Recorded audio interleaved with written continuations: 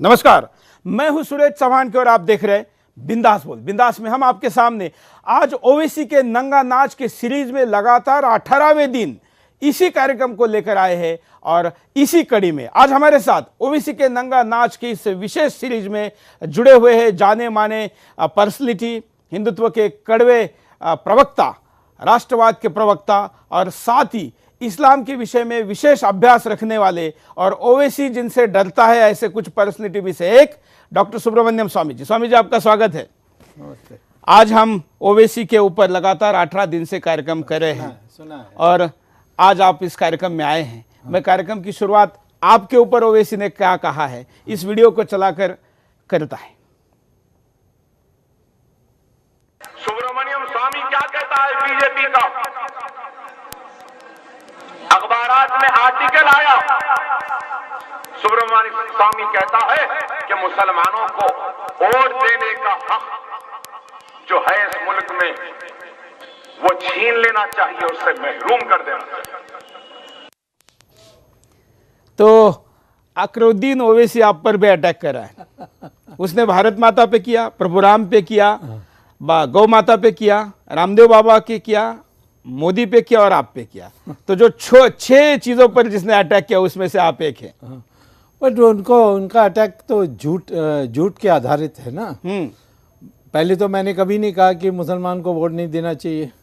मैंने ये कहा था कि जो मुसलमान ये मानने के लिए तैयार नहीं है जो साइंस कहती है, डीएनए के एनालिसिस, जेनेटिक स्टडीज, कि मुसलमान के पूर्वज हिंदू हैं, क्योंकि हिंदू का डीएनए और मुसलमान का डीएनए एक ही है। हाँ।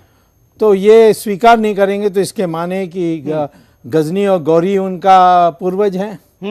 तो मैंने कहा ऐसे मुसलमानों के लिए तो हमने पाकिस्तान बनाई थी। हाँ।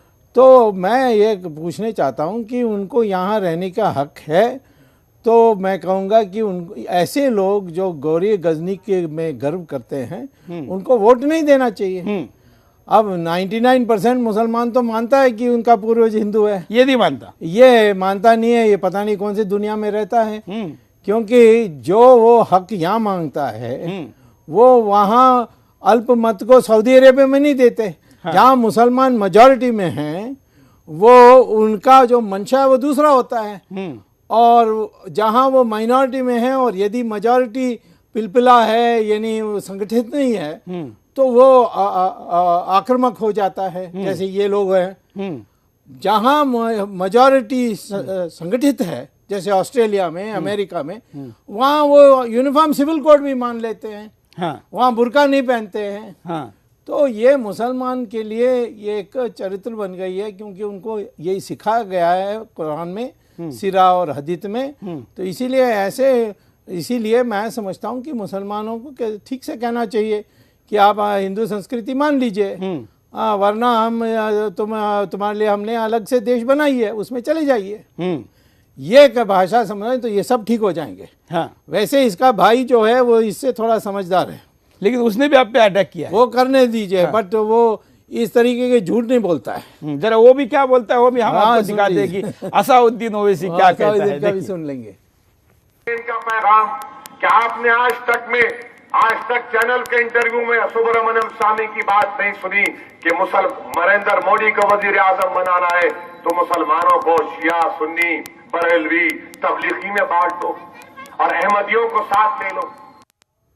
ये शायद बैरिस्टर है क्या, या ऐसे ही लिखते हैं? ये पता नहीं बैरिस्टर कहाँ के बैरिस्टर हैं, परंतु ये बात तो उन्होंने सही कहा है।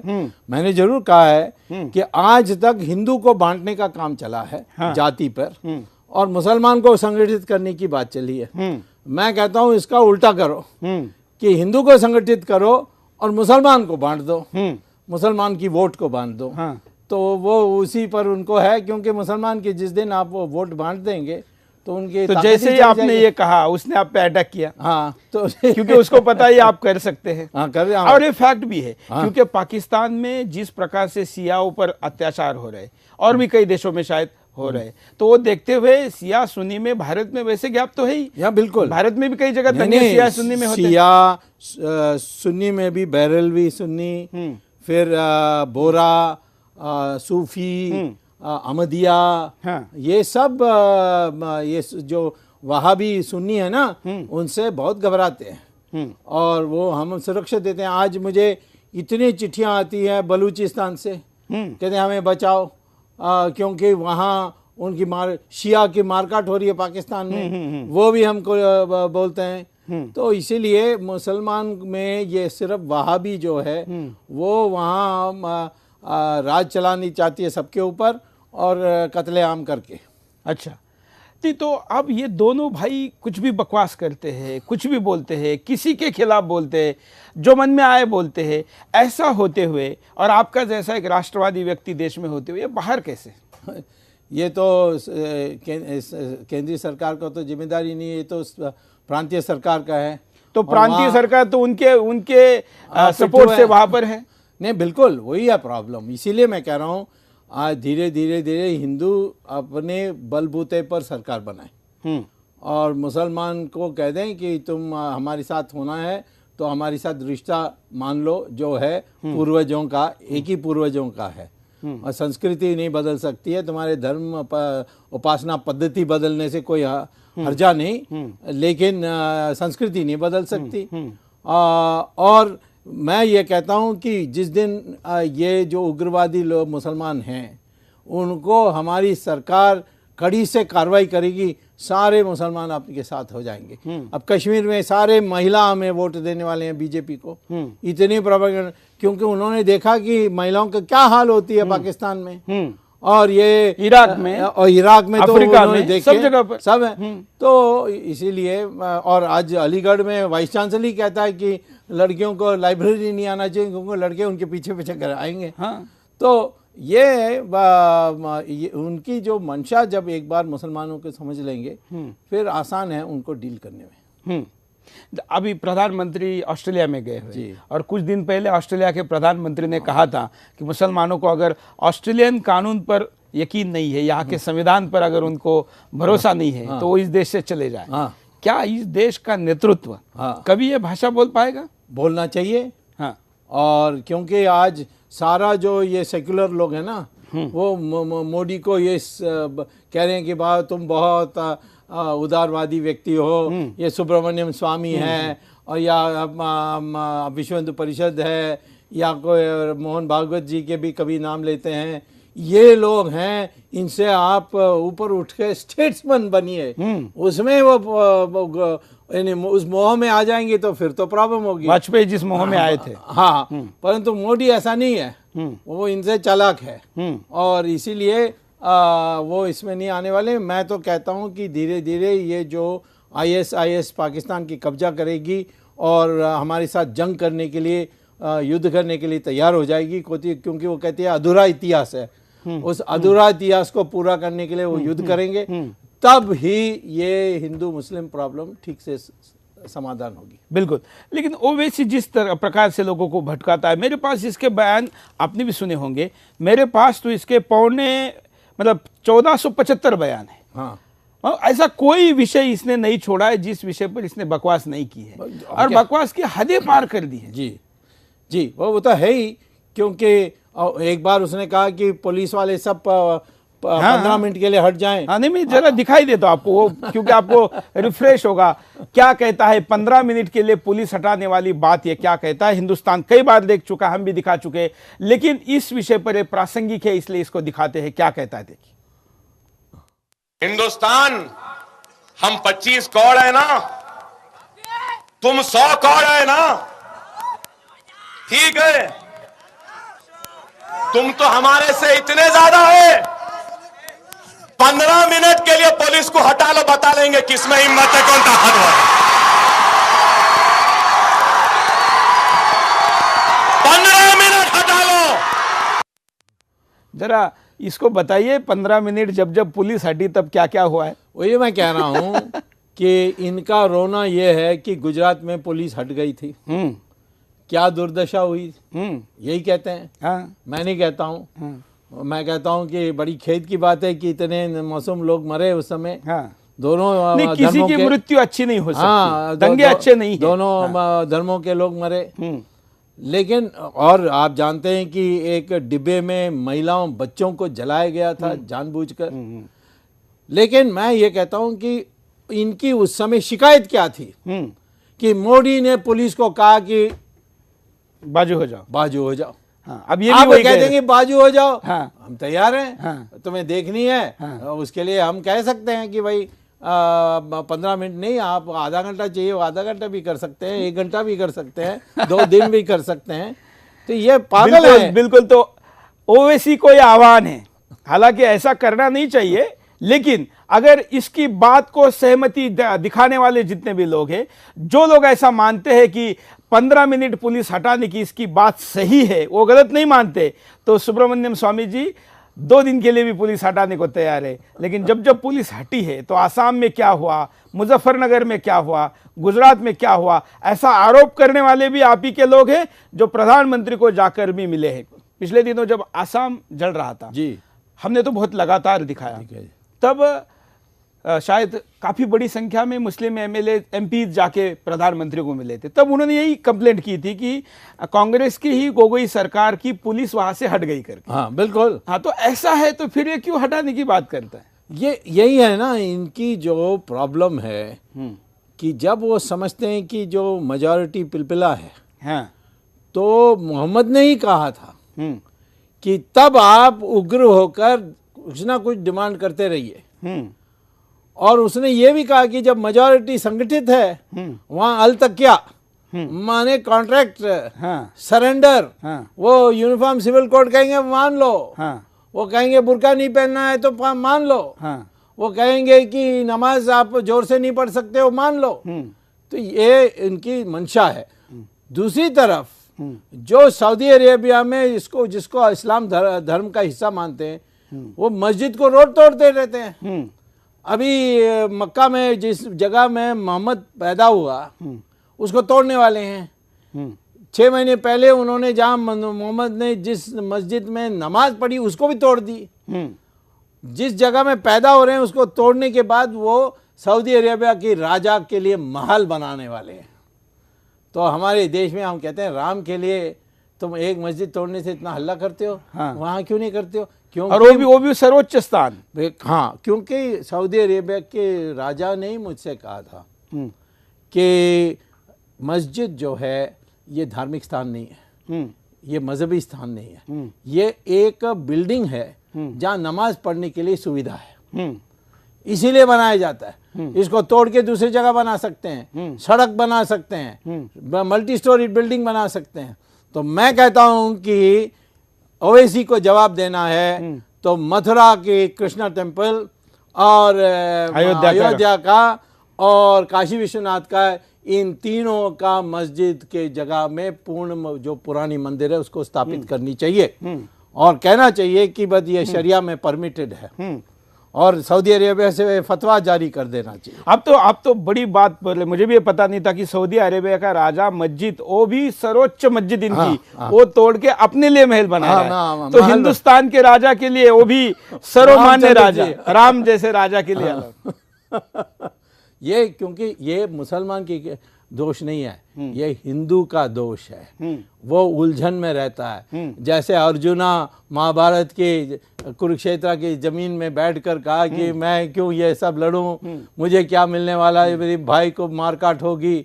वो जो उलझन कृष्णा ने दूर किया, वो अपने देश के सारे हिंदुस्तानियों के दिमाग में जो उलझन है उसको दूर होने के बाद देखिए ये ओवैसी मुंह खोलेगा कि नहीं।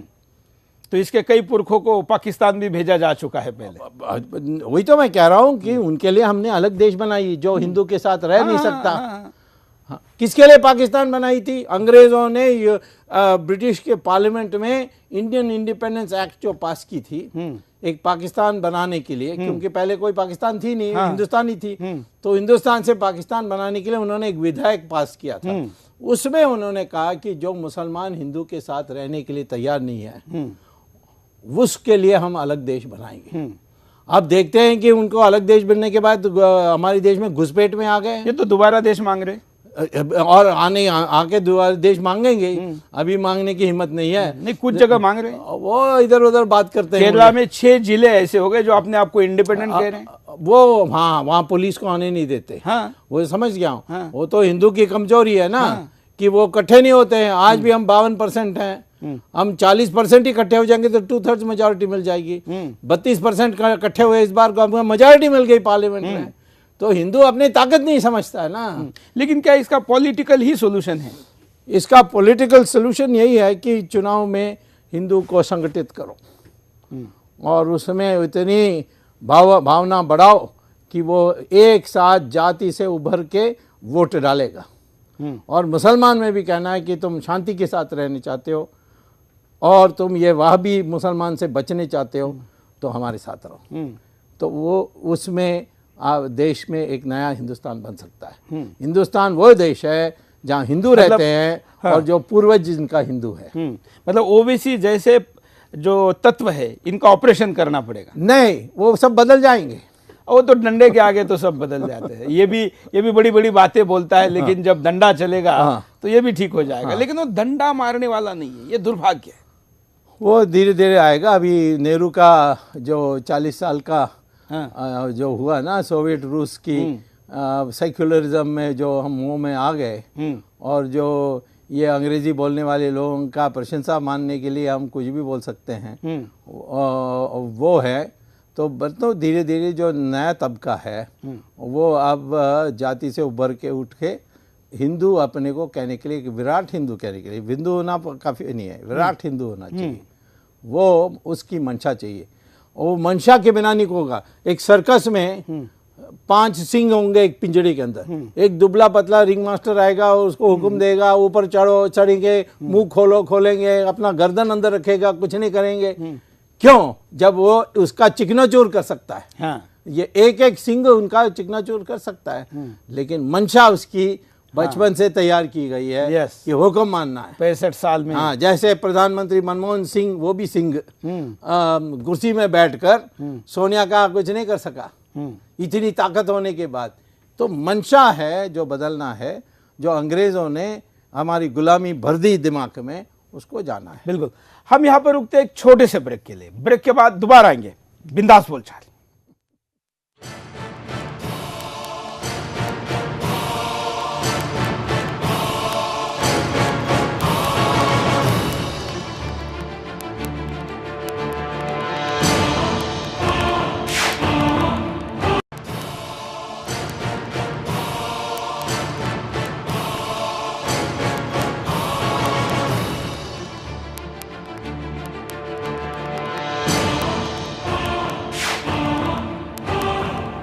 ब्रेक के बाद आपका एक बार फिर से स्वागत है। आप देख रहे हैं बिंदास बोल, और बिंदास में आज बिंदास बोलने वाले ही डॉक्टर सुब्रमण्यम स्वामी हमारे साथ जुड़े हुए।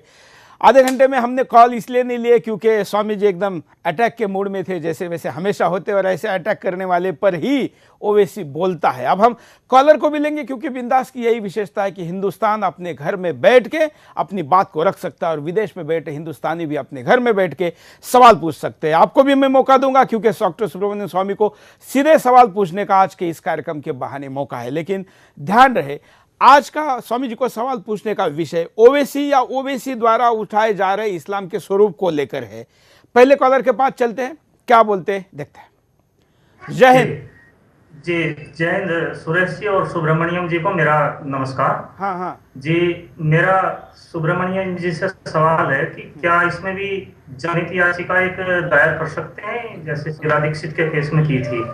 हाँ ठीक है, धन्यवाद। ये पूछना है। स्वामी जी आप दिखाई देते तो लोगों को कोर्ट दिखाई देता है। नहीं, वैसे लोकतंत्रीय मंशा यही है। हाँ। कि हम सड़क में नहीं लड़ेंगे। हमारे पास संविधान है, संविधान ने ताकत दी है, शक्ति दी है, उसका उपयोग करके कोर्ट के जरिए करनी चाहिए। पर मेरी प्रॉब्लम है कि मैं अभी एक व्यक्ति हूँ और कोर्ट में जाने के लिए तैयारी बहुत करनी होती है, और इसीलिए मेरे पास भ्रष्टाचार पर इतनी केसेस हैं और अभी तो मैं और कोई काम अभी तो नहीं आप कर रहा हूं। सोनिया जी को अंदर भेजने में लगे हुए हैं। सोनिया को तो 2 तारीख दिसंबर से शुरू हो जाएगी और फिर शशि थरूर भी अंदर होगा। हाँ, वो भी एक केस डाली है। और मंदिरों को बचाने के लिए भी मैंने केस दे लिया। अभी कलकाची के मंदिर पर प्रहार हो रहा है, तो उसमें भी हम अभी सुप्रीम कोर्ट पे केस डालने वाले। तो मुझे समय मिलेगा तो मैं कर दूंगा। नहीं, लेकिन ये तो दो व्यक्ति है। लेकिन मुझे ऐसा लगता है भ्रष्टाचार की लड़ाई के बारे में और ओबीसी जैसे लड़ाई में मैं एक फर्क मानता हूँ। मेरा अपना सोच है। जब हमारे पे 1200 साल पहले भी हमले हो रहे थे ना, हम मंदिर बना रहे थे, पैसे बचा रहे थे, पैसे जो भ्रष्टाचार से गए हैं उसका होने वाला कुछ 1000 करोड़ रुपए का नुकसान कुछ दिन टलेगा तो भी चलेगा, लेकिन ये हिंदुस्तान का जो नुकसान कर रहे हैं ये ज्यादा बड़ा है। तो पैसे का नुकसान थोड़ा सा डिले होगा। फिर मैं पूछने चाहता हूँ, अपनी सरकार है तो मैं यानी अपनी सरकार से क्यों नहीं अपेक्षा करूं? हाँ तो कहिए ना, हम तो चाह रहे हैं आपको हम सत्ताधारी के रूप में यहाँ बिठा रहे हैं। नहीं, बात यह है कि मैं तो समझता हूं कि प्राथमिकता का सवाल है। मैं वास्तव में ये ओवैसी को प्राथमिकता नहीं समझता हूं। नहीं, हम समझते हैं आपके सामने तो मच्छर है, लेकिन फिर भी हाँ, अगर कोई आगे आएगा तो आप उसको मार्गदर्शन करेंगे। हाँ, वो तो मैं कोई वकील तैयार हो जाए। बिल्कुल। हाँ, वैसे एक वकील के एक व्यक्ति बीजेपी के व्यक्ति के पीछे पड़ गए थे, तो मैं आकर कोई बीजेपी के किसी ने नहीं समर्थन किया उसका, फिर मैंने उसको समर्थन किया था हैदराबाद में। वो मंदिर का सवाल था। और इसमें लक्ष्मी देवी, भाग्य लक्ष्मी मंदिर। हाँ, उसमें हमने पूरा दिया था। उस भाग्य लक्ष्मी मंदिर का किसी ने मुझे फेसबुक पे फोटो भेजा है। हाँ, वहां पर जब नमाज होता है, उस दौरान भाग्य लक्ष्मी मंदिर में कोई श्रद्धालु जाता है और घंटा बजाना चाहता है ना, तो वो जैसे घंटे की तरफ हाथ करता है, कोई पुलिस वाला जाके वो घंटे के बीच का रॉड होता है ना, उसको पकड़ लेता है। तो जब तक नमाज चलता है, एक पुलिस वाले की ड्यूटी घंटे में जो रॉड है उसको पकड़ के खड़ा रहता है पूरा 1.5 घंटा। ये हिंदुस्तान का हाल है आजादी के बाद। क्या मस्ती है। और आप वहां के मुख्यमंत्री की बात करें, ऐसे मुख्यमंत्री की आप बात करें जिसकी बेटी कह रही है कि जो तेलंगाना है वो भारत का हिस्सा नहीं है। पता है, देखा। तो उससे क्या अपेक्षा की जाए? वो तो मतलब इससे भी ज्यादा आगे है। मैं तो जानता हूँ वो ममता का क्या बोले। हाँ, ममता तो इतना दूर चले गई कि अब वो तो एक फैक्ट्री बन गई है आतंकवादियों का बंगाल। वो तो मैंने कहा था, बंगाल में मैं एक सभा में गया था, तो मैंने कहा था कि मैंने लव जिहाद के हमारे बहनों के कई जगह केसेस देखे, लेकिन बंगाल में तो दीदी के साथ ही लव जिहाद हुआ है। चलिए अगले कॉलर के पास चलते। मंशा में। हाँ, जय हिंद, बोलिए। हाँ, जय हिंद। सुरेश जी बोल रहे हैं? हाँ बोलिए, क्या कहना है आपको? मैं ग्वालियर से अखिलेश शर्मा बोल रहा हूँ। हाँ। मेरा आपसे ये कहना है कि मैं 16 दिन से लगातार जो आपका कार्यक्रम ये देख रहा हूँ ओवैसी के ऊपर, इसको मैं ज्यादा रिपीट नहीं करूंगा। मैं ये कह रहा हूँ कि आपने जो हमें सुझाव दिए थे उसी क्रम में हमने पहले चुनाव आयोग से मैं फोन किए, लेकिन इतने दिन से हम कर रहे हैं, आज तक हमारा कॉल नहीं लगा। आपने कहा कि हम तेलंगाना के लोकल एडमिनिस्ट्रेशन, एसपी, कलेक्टर और अन्य अधिकारियों के फोन उनको गूगल पे सर्च करके हमने वो भी किया, लेकिन वहां से हमारा फोन नहीं लगा तो उनका कोई रिस्पॉन्स नहीं मिला। स्वामी जी, हम चुनाव आयोग का नंबर चला रहे हैं, चुनाव आयोग का जो हेल्पलाइन का नंबर है। दुर्भाग्य ऐसा है कि चुनाव आयोग पता नहीं खुलता कब है, बंद कब होता है, और ज़्यादातर दिन वहाँ फ़ोन ही नहीं उठता है। इतने ज़्यादा लोगों के फ़ोन वहाँ जाने लगे।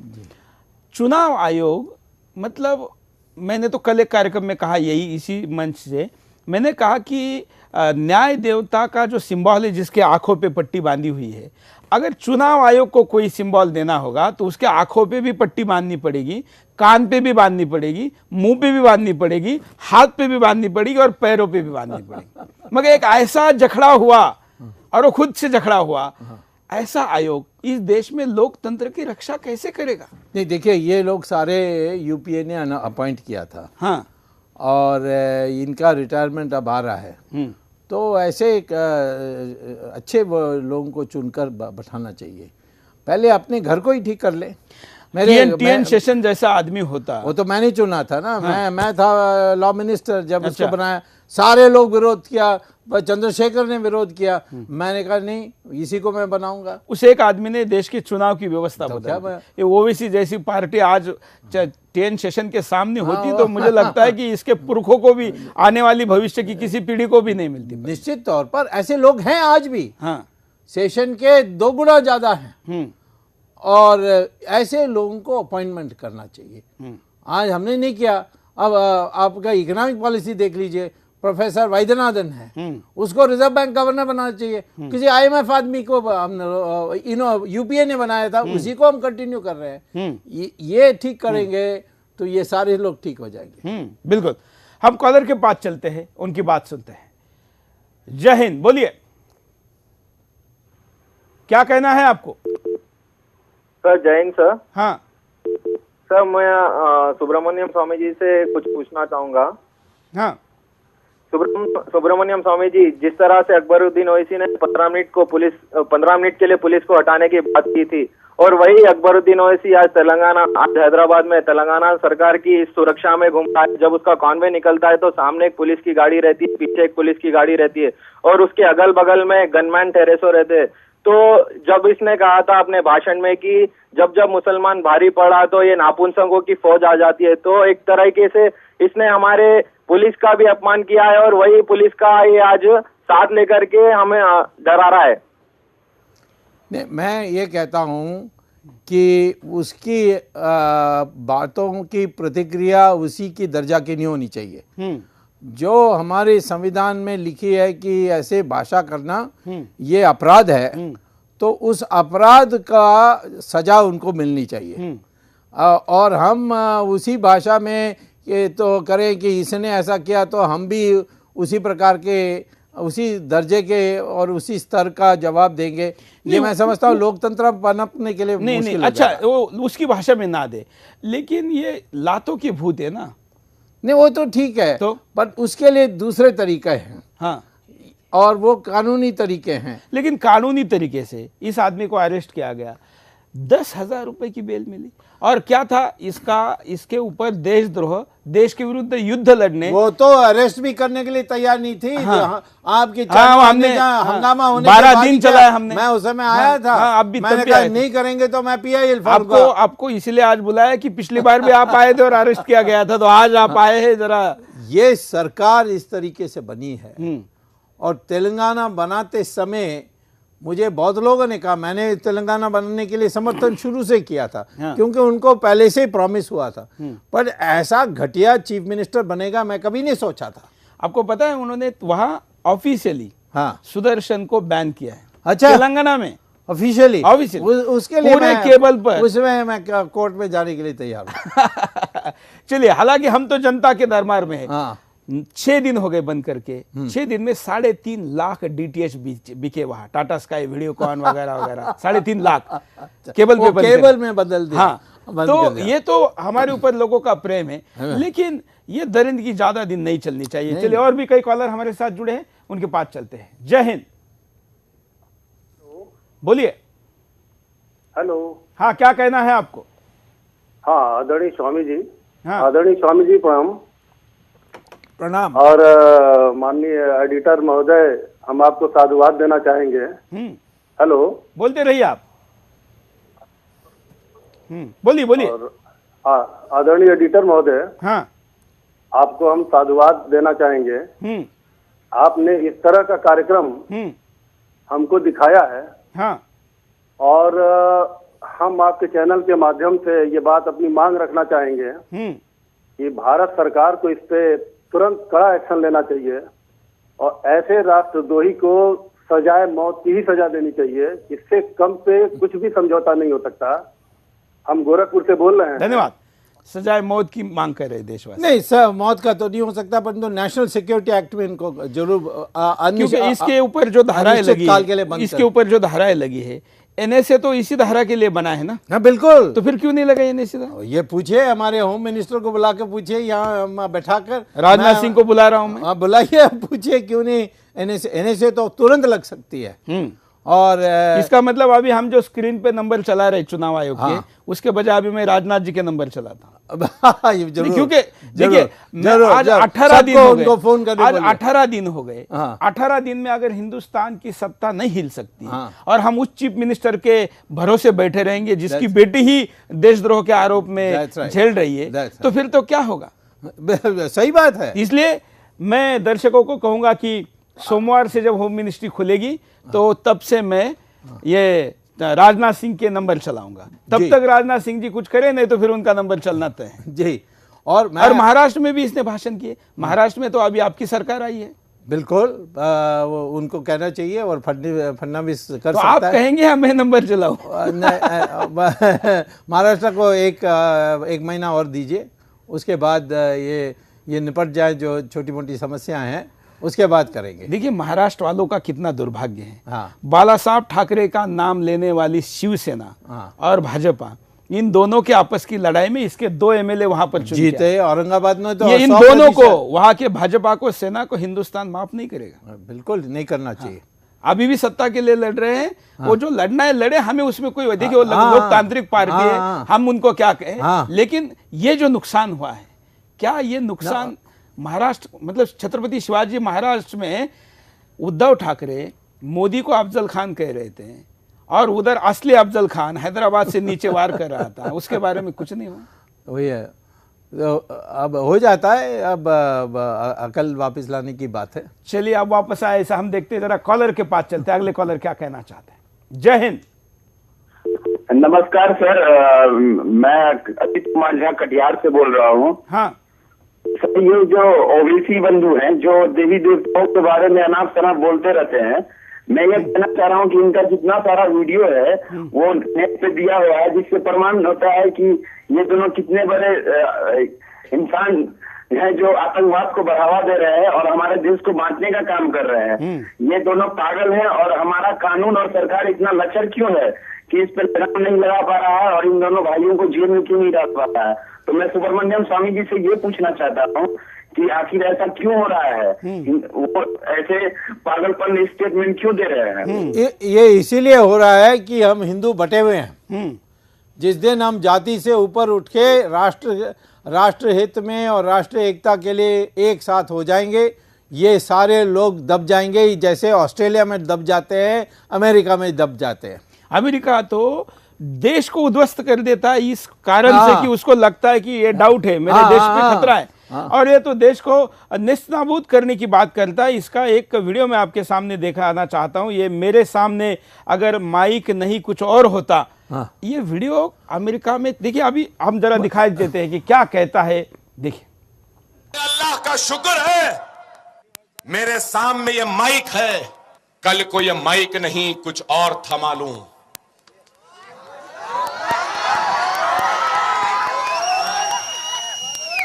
तो हिंदुस्तान की 1000 बरस की तारीख में दुनिया ने उतना खून खराबा ना देखा होगा जो खून खराबा इस मुल्क में हो जाएगा।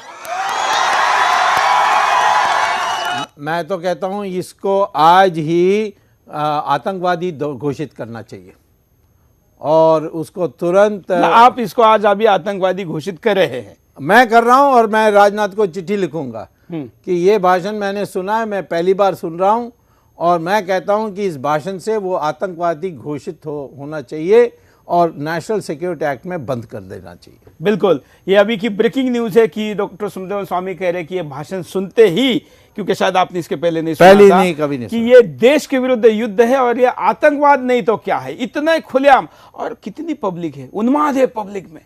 तो उनको तो पागल करना आसान है जब हम लोग जो चुप है ना। हाँ। वो तो मोहम्मद खुद कहता है हाँ। कि जब मेजॉरिटी संगठित है तब अल तक किया। हाँ। तब वो यूनिफॉर्म सिविल कोड मान लो, सब मान लो, ड्रेस कोड मान लो, सब मान लो। हाँ। लेकिन जहां ये मेजॉरिटी पिलपिला है, उलझन में है, अर्जुना सब अर्जुना बने हुए हैं। हाँ। तब उसने कहा कि इस तरीके की बात। बिल्कुल, और इस अर्जुन को श्री कृष्ण ने दिशा देने की जरूरत है। That's right. लेकिन कब मिलेगी, तब कब श्री कृष्ण आएगा, कब दिशा देगा? ये तो आपके हाथ में है और अपने पास इतनी हमारे हाथ में तो जो चक्र है उसको तो हम जोर से चला रहे हैं। सुदर्शन के ही चक्र चल रहे हैं। उसको हम नहीं छोड़ रहे। हाँ। नहीं होगा। अब मैं तो आशा करता हूँ कि ये धीरे धीरे जैसे कॉन्फिडेंस बनेगी कि पब्लिक हमारी साथ हो गई है, इकट्ठा हो गई है, तो फिर तो हम करेंगे। मैं तो कहता हूँ कि उनके तरफ में तो डरे हुए हैं, इसलिए तो हमारे नाम ले रहे हैं। वो जानते हैं कि एक बार इन लोगों ने तय कर देंगे फिर तो कुछ नहीं रहेगा। ये इतने डरे हैं कि मैंने अभी 18 दिन में कितनी अपील की कि आप आओ, जहां आप बैठे मैं उनको बुला रहा हूं, आने को तैयार नहीं है। मैंने वो भी बहन भेजी हैदराबाद में, और रिपोर्टर को तक नहीं मिले। मुझे तो छोड़िए, चले मुझे डर रहा होगा अभी इतना 18 दिन इसके खिलाफ कर रहा हूं, रिपोर्टर को भी नहीं मिला।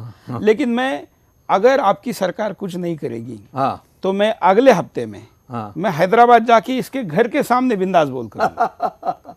फिर आपको देखिए मेरी सुरक्षा का क्या करना है, मुझे उसकी कोई चिंता नहीं है। जितना सुरक्षा उसको मिलती है उसका डबल मिलेगा। नहीं, वो तो उसकी सुरक्षा पे मेरा पूरा भरोसा है। अगले कॉलर के पास चलते हैं। कॉलर क्या कहना चाहते हैं, देखते हैं। जय हिंद। भाई साहब, जय श्री राम। भाई साहब बोलिए। नमस्ते भाई साहब। हाँ भाई साहब, पवन कुमार रघुवंशी उर्फ दादू इंदौर से बोल रहा हूँ भाई साहब। हाँ, मेरा श्री आदरणीय सुब्रमण्यम स्वामी जी को चरण स्पर्श प्रणाम। भाई साहब, मैं बजरंग दल से हूँ भाई साहब। मेरा एक निवेदन ये है भाई साहब कि ईरान के तेहरान में एक मसद करके एक क्षेत्र पड़ता है उत्तर पूर्व में, उसमें नदीर हकीकत नसेरी, उम्र उसकी 36 साल है भाई साहब। इसको सरेआम खुलेआम फांसी दी गई क्योंकि इसने अल्लाह के लिए मुहारिब करके एक शब्द बोला था। मुहारिब का मतलब इनके शब्द में ये होता है कि अल्लाह के खिलाफ युद्ध। तो इसको दोषी पाया गया और इसको सरे राह इसको फांसी दे दी गई, और इसके 11 साथी और अभी जेल में बंद है जिनको फांसी की सजा दी जाएगी। धन्यवाद। तो इनका जो कहना है कि मोहम्मद साहब के खिलाफ, अल्लाह के खिलाफ अगर कहीं कुछ बोला जाता है तो उसको शरीयत के अनुसार फांसी दी जाती है। अब ये राम के खिलाफ क्या बोलता है, शायद आपने भी ये बाइट नहीं सुनी होगी। अब देखिए राम के खिलाफ, मतलब आप तो मुझे लगता है यहां से तलवार लेके निकलेंगे। अब देखिए क्या कहता है। अयोध्या में 3 मनादिर है जहां के लोग बोलते हैं राम यहां पैदा हुए, राम यहां पैदा हुए, राम यहां पैदा हुए।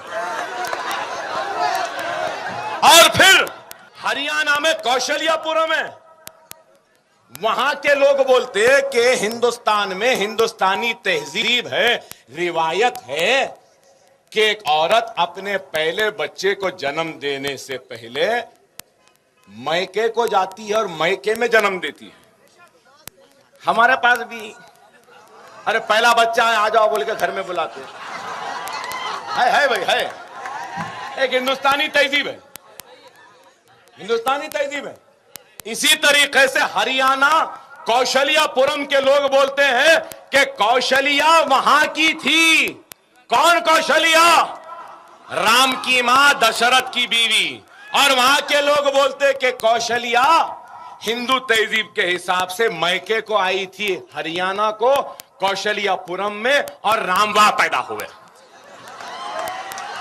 3 पुजारियां बोल रहे हैं अयोध्या में, यहां अरे अडवाणी, वाजपेयी, उमा भारती, मोदी, बता आखिर राम की मां कहां गई, किधर जन्म दी? कितना बुरा शब्द है। मतलब ये हमारा हिंदुस्तान का दुर्भाग्य है ये शब्द सुनना, घटिया है। हाँ, लेकिन क्या इसका क्या उपाय है? इसका उपाय देखिए, हम लोग अपने, मतलब अभी कॉलर ने कहा कि अगर शरीयत के अनुसार या उनके कानून के अनुसार ईश निंदा के बारे में अगर हत्या या उसका जान लेना ही उसकी सजा है, तो क्या ये सजा इसको नहीं हो सकती? देखिए, हम अपने वही जो इस्लाम में है उसी को डुप्लीकेट करेंगे तो यहाँ किसी मस्जिद को होने नहीं देंगे, क्योंकि वहाँ मंदिर नहीं बनाने देते सऊदी अरेबिया में। यहाँ उनको ईद नहीं मनाने देते। तो ये अपनी एक दिशा में अपनी परंपरा आते आई है। अब इसको आज की परिस्थिति में, क्योंकि ये लोग अपनी संस्कृति और अपनी जो सिविलाइजेशन है उसको समाप्त करने के लिए कर रहे हैं, और इनका रिश्ता वो ISIS से है कि नहीं इस पर भी हम लोगों को संदेह है। और यहाँ से हैदराबाद से ही ज़्यादातर लोग पकड़े गए हैं। तो वो तो हमारी हिंदुस्तान को अधूरा इतिहास मानते हैं कि हमने जहाँ भी गए, ईरान में गए, इराक में गए, इजिप्ट में गए, हमने 15-20 साल में उस पॉपुलेशन को 100% मुसलमान बना दी। धर्म का उनको या उनको मारा या उनको धर्म का परिवर्तन किया। हाँ, उनके मजहब को बदल दी।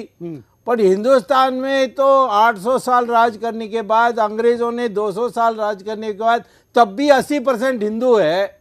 तो ये हमारा अधूरा इतिहास है। और हम भी जानते हैं कि जहाँ मुसलमान मेजॉरिटी में है, जैसे कश्मीर में है या मल्लापुरम में है, केरल में, वहाँ हिंदुओं को तो कुछ राइट ही नहीं मिलती है। पुराने हैदराबाद में है, और पुराने हैदराबाद में घुसने भी नहीं देते। तो हम तो उनका मंशा जानते हैं। अब इसके लिए हो सकता है भगवान कृष्ण ने जैसे 100 घड़े भरने तक सुदर्शन चक्र की रोक के रखा था, वैसे अपने हिंदू धर्म में उस मजबूरी है हमारी कि हम लेकिन अब 100 हो गए, अब 100 होने गए, 100 हो गए तो अब 100 हो गए, तो अब कृष्ण को जगाना पड़ेगा। यस। तो अगले कॉलर के पास चलते हैं, उनकी बात सुनते हैं। जय हिंद, बोलिए। हाँ, क्या कहना है आपको? जी सर, मेरा निवेदन ये था सर कि पिछले 10-12 दिन से मैं चुनाव आयोग में फोन कर रहा हूँ, वहाँ मेरा फोन किसी ने अटेंड नहीं किया। फिर मैंने पीएमओ ऑफिस में फोन किया सर, तो वहाँ एक औरत ने मेरे से ये कहा कि ये फालतू के कामों के लिए यहाँ फोन करने की जरूरत नहीं है, यहाँ फोन मत कीजिए। फिर मैंने बीजेपी के हेड ऑफिस में फोन किया, वहाँ मैंने उनको ये बात बताई। उन्होंने कहा कि ये फालतू के काम यहाँ फोन करने की जरूरत नहीं है, हम कुछ नहीं कर सकते। अब आप बताइए क्या किया जाए? आप दोबारा कॉल करिए और उसका ऑडियो क्लिप मुझे भेजिए, मैं चैनल पे चलाता हूँ। जी सर, जी और सर, भेजिए मुझे। और राजनाथ जी को फोन करना। हाँ, चलिए अगले कॉलर के पास चलते हैं। जय हिंद, बोलिए, क्या कहना है आपको? कि आप तो हिंदुओं के बहुत बड़े प्रतिनिधि हो, तो बात यह है कि आप क्यों नहीं श्री कृष्ण जी की तरह सुदर्शन चक्र उठा के इन पापियों का दमन करते? आपके लिए कह रहे हैं क्योंकि हम लोग बंधे हुए हैं हमारी कॉन्स्टिट्यूशन से, और अपने हाथ में हम कानून नहीं ले सकते। हम पहले एक नहीं, लेकिन मैं दर्शकों को भी, आप तो वकील है मेरे से बहुत ज्यादा है, लेकिन जो इस वक्त मुझे श्री कृष्ण भगवान ने इसका सवाल का जवाब ये बताया हुआ है कि भारत के संविधान में आईपीसी आपकी जो धारा है उसमें सारे शस्त्रों के डिफिनेशन है और वो चलाने पे क्या सजा है वो बताया हुआ है। सुदर्शन चक्र का डिफिनेशन नहीं है, इसलिए अगर इसको चलाया जाए तो कोई सजा नहीं हो सकती। वो भी उन्होंने 100 गालियों को सुनने के बाद ही किया था, तो हो गई ना 100। तो देखिए, मैं अब हमारी परंपरा देखिए, महायुद्ध महाभारत की चलने वाली थी। हाँ। तो कृष्ण ने जाकर कहा कि सिर्फ 5 गांव दे दो। हाँ। ये जानते हुए कि वो कहेगा नहीं, लेकिन समाज को, दुनिया को दिखाने के लिए कि भाई ये 5 गांव भी देने के लिए तैयार नहीं है। हाँ। एक नैतिक आधार हमने बनाई थी। आज के परिस्थिति में हम लोग किस समय इस चीज को, इस पर कदम उठाएंगे, ये आज पब्लिक की राय पर नहीं कर सकते। पब्लिक की भावना को समझकर दिमाग में हम रखेंगे, और जब लगाएंगे हमें उस समय आप बताइए कि आपने ठीक समय में लगाई है। मेरे लिए तो ये समय है। मैं तो चाहता हूं कि आप लाइव में फोन करके उठाएं और हम वहाँ ऑस्ट्रेलिया में नरेंद्र मोदी को फोन करें, क्योंकि हम उतने आहत हैं, हम इसको रोज देख रहे हैं, दिखा रहे हैं। हमारी तो एक आयाम का समस्या नहीं है, बहुआयाम का समस्याएं हैं इस देश में। चलिए, आप तो कुछ कारणों से संविधान से बंधे हो सकते हैं, लेकिन हिंदुस्तान में जो अपना अधिकार, क्योंकि स्वयं रक्षा का अधिकार तो दिया है ना संविधान ने, सेल्फ डिफेंस दिया है। हाँ? परंतु प्रतिरक्षा, अपनी प्रतिरक्षा करने के लिए दिया है, परंतु कि ये हमें अधिकार नहीं है कि हम तय करें कि कौन दोषी है और उस दोषी को। लेकिन वो सारे कानून इंसानों के लिए हैं, वो इंसानों के तो लिए है। ये तो इंसान नहीं है, ये तो साबित हो गया है। नहीं, वो तो इंटरप्रिटेशन है। चलिए, ये इंटरप्रिटेशन लोग ऐसा ढूंढेंगे। देखिए लोग क्या क्या कहते हैं। एक और कॉलर के पास चलते हैं। जय हिंद, बोलिए। सुरेश जी, मैं हैदराबाद से राजा सिंह बात कर रहा हूँ। हाँ, बोलिए। और हमारे सुब्रमण्यम स्वामी जी को भी मैं प्रणाम करता हूँ। प्रणाम। ये आपके विधायक भी जैसे है। हमारा जो प्रयास है, जैसे आपके चैनल के माध्यम से जो हमें द न्यूज का जो मटेरियल मिला था उसको हमने सीएम को भी दे दिया है और स्पीकर को भी दे दिया है। लेकिन अब हम सुब्रमण्यम स्वामी जी से भी हम थोड़ा हेल्प ये चाहते हैं कि जिस तरह से ऐसे बड़े बड़े स्कैम्पों के बारे में सुब्रमण्यम स्वामी जी द्वारा बहुत सारे स्कैम्पों का उजागर हुआ और कई लोगों को जेल में भेज दिया गया, तो मैं सुब्रमण्यम स्वामी जी से ये प्रार्थना करता हूँ कि इन गद्दारों को जेल में पहुंचाने के लिए आपका हमें आशीर्वाद चाहिए। और जितने भी जो डॉक्यूमेंट्स हैं वो मैं लेकर आना चाहता हूं। हमारे सुब्रमण्यम स्वामी जी से मैं जब हैदराबाद में मिला था, मैं आपके पास आना चाहता हूं। अगर आपका थोड़ा सा अगर हमें आशीर्वाद मिल जाए तो ये गद्दारों को जेल में पहुंचाने की बहुत ही जरूरी है, बहुत ही आवश्यकता है। देखिए, मेरे साथ अन्याय मत करिए, मैं सरकार में नहीं हूँ। सरकार के पास इतनी शक्ति है कि बस एक टेलीफोन कॉल से इसको अंदर कर सकते हैं, तो सरकार को मजबूर करिए आप। राजा सिंह जी, आप भी तो बीजेपी के विधायक है जी, तो आप अपने पार्टी को भी दबाव बनाइए ना। मेरी पार्टी मेरे जितना हो सके मैं हमारे यहाँ पर तो मैं प्रयास कर रहा हूँ, लेकिन हो सके तो मैं दिल्ली में भी आकर राजनाथ सिंह जी को भी मैं इनकी जो मक्कारी है, इन्होंने जो फ्रॉड किए हैं उसके लिए भी मैं राजनाथ सिंह जी को भी बताऊंगा। अगर मुझे पार्टी से अगर सहयोग नहीं मिलता है तो मुझे सुब्रमण्यम स्वामी जी का आशीर्वाद चाहिए इन गद्दारों को जेल में पहुंचाने के लिए। आप राजनाथ जी को कहिए कि स्वामी को सुपुर्द कर दीजिए कि इस ओवैसी को जेल में बंद करना है। जो भी उपाय आपको करनी है इसके लिए अब करिए, तो मैं कर दूंगा आपके लिए। पूरी ताकत लगा दूंगा, मेरी पूरी ताकत लगा दूंगा। धन्यवाद। राजनाथ जी कहेंगे कि नहीं हमको पता नहीं, लेकिन हिंदुस्तान तो आपको कह रहा है कि इसके लिए जानता हूं। बिल्कुल। अगले कॉलर के पास चलते हैं। स्वामी जी हमारे साथ लाइव जुड़े हैं, अगले सवाल के पास चलते हैं। जय हिंद, बोलिए क्या कहना है आपको। हाँ, जय हिंद सर जी। हाँ, जय हिंद सर जी। जय हिंद। जय हिंद। मैं सुब्रमण्यम स्वामी और मैं उनको बहुत मानता हूँ। मैं उनसे आपके चैनल के द्वारा यही कहना चाहता हूँ कि वो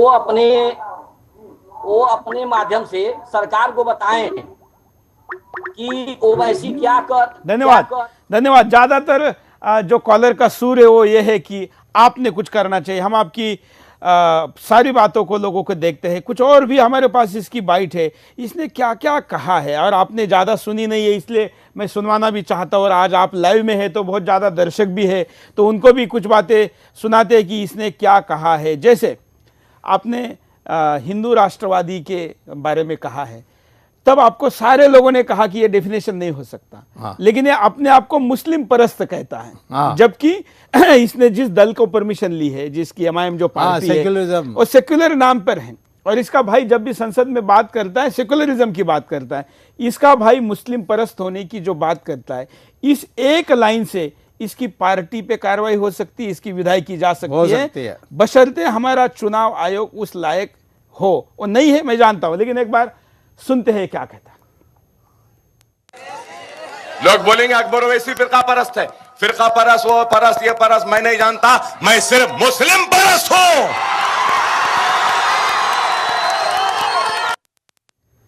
क्लिपिंग बिल्कुल आप स्टूडियो से निकलते आपको देता। क्लिपिंग दे दीजिए। मैं तुरंत कल इलेक्शन कमीशन के चीफ इलेक्शन कमीशन को फ़ोन करके कहूँगा कि इनको शोकाज नोटिस भेज करके इनका रद्द कराइए इनकी मान्यता। बिल्कुल, अब हमको आशा जागी है, क्योंकि मुझे लगता है ये वीडियो आपने नहीं देखे थे, और ये वीडियो देखने के बाद स्वामी जी भी इस विषय की गंभीरता समझ रहे हैं। और ये और एक बात करता है, मतलब ये कैसा उल्टा चोर कोतवाल को डांटे। ये कहता है कि मुसलमानों के गुस्से को मैं थामे हुआ हूँ। हाँ। मतलब ये एक तरफ आग लगा रहा है। हाँ। इस देश का ऐसा बड़ा मुस्लिम वर्ग है जो इस देश से प्रेम करता है, लेकिन वो कहता है कि सारा मुसलमान इस देश के खिलाफ लड़ना चाहता है, मैं थामा हुआ हूं। ये देखिए क्या कहता है कि मुसलमानों के गुस्से को मेरे वजह से रुका हुआ है। हिंदुस्तान, तू याद रख ले, इन मुसलमानों के गुस्से को थमाने वाले का नाम अकबरुद्दीन ओवैसी है। और इनका गुस्सा मेरी जबान, मेरे खिताब के जरिए तुझ तक पहुंचता है। अगर मैं नहीं रहूंगा तो तू इस गुस्से के सामने ताब नहीं ला सकेगा, और तबाही और बर्बादी तेरा मुस्तकबिल बन जाएंगे। बर्बादी मतलब जो बात औरंगजेब ने की थी उससे भी ज्यादा बात जी। और इसका मतलब, इसके इस बयान का मतलब, जो मुस्लिम इस कार्यक्रम को देख रहे वो ये समझ ले, इसके इस बयान का ये मतलब है कि देश का सारा मुसलमान बर्बादी चाहता है लेकिन ये रोका हुआ है। बिल्कुल, मतलब ये सारे मुसलमानों को देश विरोधी होने का साबित करने पे तुला हुआ है। और ये है उसकी उल्टा कि जो मुसलमान बर्बादी के बारे में सोच भी नहीं रहा, उसके दिमाग में ये बात बैठा रहा है कि इस हिंदुस्तान का बर्बादी करो। ये क्या ISIS का जो प्री स्टैंड है या जिसको हम कहे कि कमिंग सून है, वो नहीं लगता? नहीं, तो मैं तो कह ही रहा हूँ कि उन्होंने ये कहा कि इस्लाम को खटकता है इस बात से कि जिस देश में उन्होंने राज किया उसको उन्होंने 100% मुसलमान बना दी, बट ये हिंदू 800 साल के बाद भी बना नहीं, तो ये हमें खटकता है, एक अधूरा इतिहास है। ये हमारी पुरुषार्थ को ललकारता है। औरंगजेब की आत्मा नर्क में इसको लेकर दुखी है। चलिए, अब आपका सबसे प्रिय जो विषय है, गौ माता। हाँ, अब ये सुनिए कि गौ माता के बारे में क्या कहता है। 2 करोड़ के जानवरों को पकड़ लिया, जब्त कर लिया कि ये गाय को नहीं ला सकते। मुसलमानों 2 साल तक मत खाए ना अगर हम, तो खुद ये लोग लाके हमारे दरवाजे पे बोलेंगे कि काट लो, खा लो।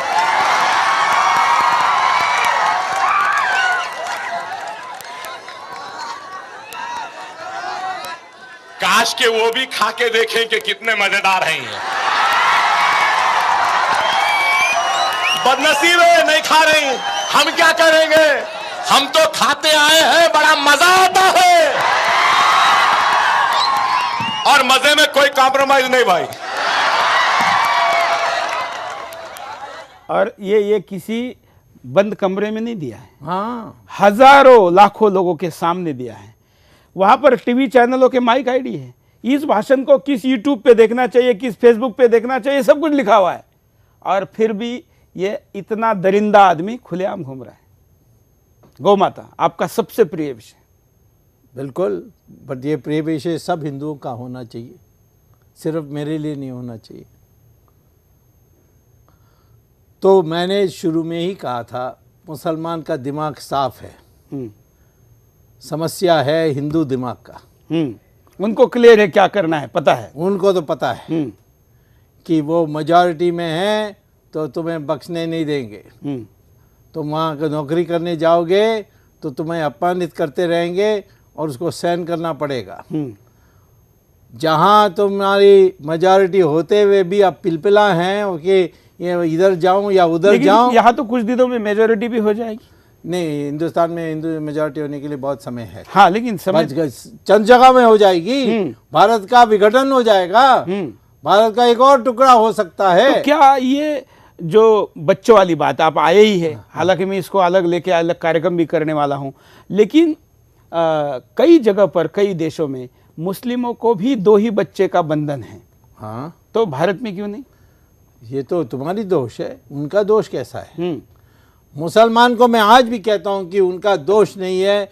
वो जब देखता है कि हिंदू पीछे हटते जाता है, तब वो करता है, तब हमला करता है। चलिए स्वामी जी, आपसे तो और भी लोग वेटिंग में, मुझे कंट्रोल रूम से मेरे ईपी में बताया जा रहा है कि कम से कम 1400 से ज़्यादा कॉल वेटिंग में है और यही हमारे फ़ोन कैपेसिटी है, इससे ज़्यादा कॉल आ नहीं सकते। इसलिए नहीं तो और भी कॉलर आएंगे, क्योंकि कई करोड़ लोग इस कार्यक्रम को देख रहे हैं।